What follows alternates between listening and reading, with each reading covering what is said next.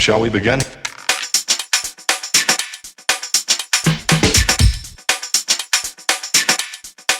Let's begin now.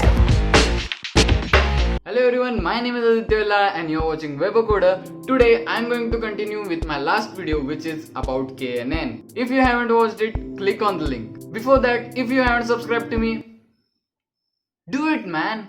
I'm damn sure that you don't want to miss a free course on machine learning. Just do it. Also share with your friends.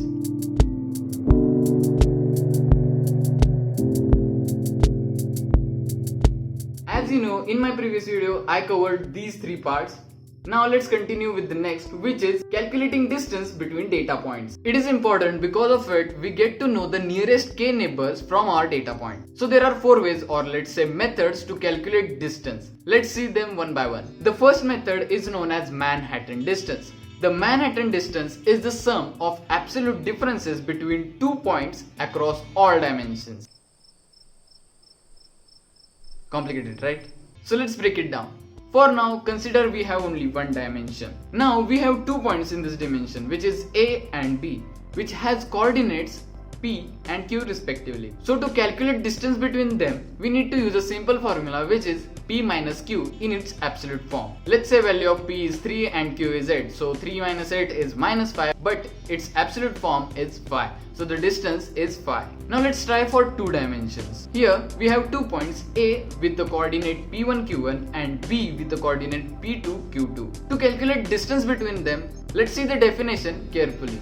It says it is a sum of absolute differences between 2 points across all dimensions. So we will take one dimension at a time. Means we first calculate distance in y direction and then in x direction, which is something like this: P1 minus Q1 as we did in the previous example, and P2 minus Q2, and add them since we want the sum of absolute differences. In such a way we can calculate the distance for n dimensions. You can see the formula, but the Manhattan distance is not the shortest distance between 2 points. So we have another method called Euclidean distance, which calculates the shortest distance. Okay, so let's consider the previous example where we calculate the distance first in y direction, then in x. But we can still see that the shortest distance between point A and B is this diagonal line between them. So by using the Pythagoras theorem, we can calculate the shortest distance. Since we know the value of A and B, let's put it into the equation. And here we have the answer. Similarly, we can do it for 3 dimensions and n dimension. You can see the formula on your screen. So till now we saw 2 methods and these are their formulas. Now the same can be written in this form, where we have value of k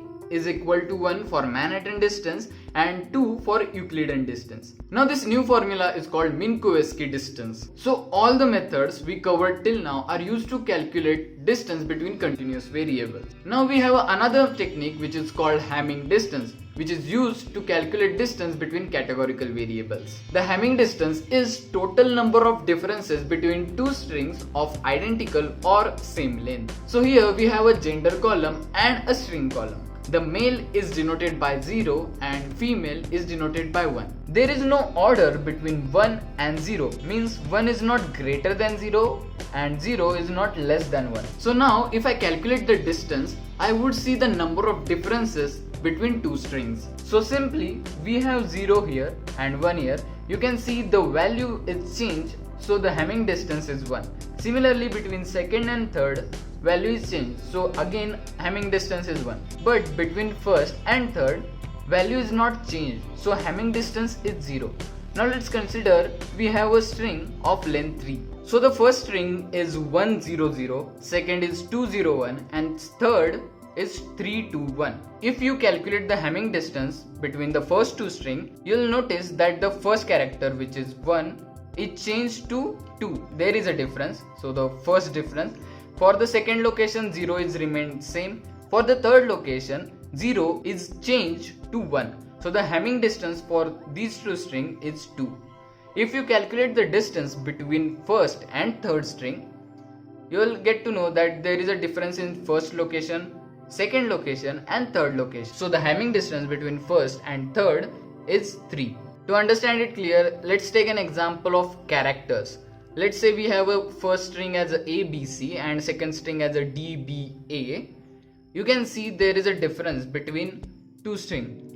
For the first location, A is changed to D, the second location is same, and the last location is also changed from C to A. So total number of differences between these two strings is 2. So the Hamming distance is 2. Now let's talk about the issues with KNN or any other distance based algorithm. This algorithm takes the difference between 2 points into the account and fails when the variable have different scales. So for example, you may have a variable called income which ranges from 0 to 1 lakh, and another variable called age which ranges between 0 to 80. You may ask why. If you want, I'm still gonna tell you. It is because there is a huge difference between the scale and it may lead to ambiguous results. And here we completed the 5th part of our KNN video series. In the next video, I'm going to show you how to implement a KNN model. So make sure you don't miss that by subscribing my channel. Also click the bell icon and select all option. If you have any doubts, the comment box is always open. Feel free to share your doubts and any suggestion that you want to give. Also share this video with your friends that want to learn machine learning, and don't forget to like. That's it for this video guys. Catch you guys next time. Till then, share knowledge to gain knowledge.